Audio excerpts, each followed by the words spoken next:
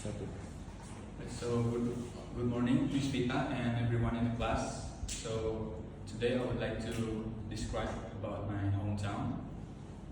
I mean my town. So I live in Badung at at Pesona Dalung Street.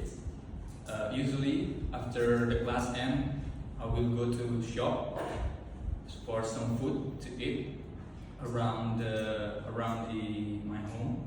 So there are so many shops around, and then I usually go for some workout at the gym 4 to 5 times in a week. It takes I think 2 minutes from my home, and it's on the left side of the Mishwe ice cream shops. And then for the entertainment things, there are PlayStation brand, playground, and some football field. And for the last, almost every day in the evening, I would like to play badminton with my family in front of my house.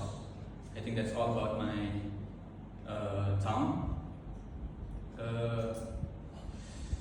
I do apologize if there's any misunderstanding from me, and thank you. Have a good day.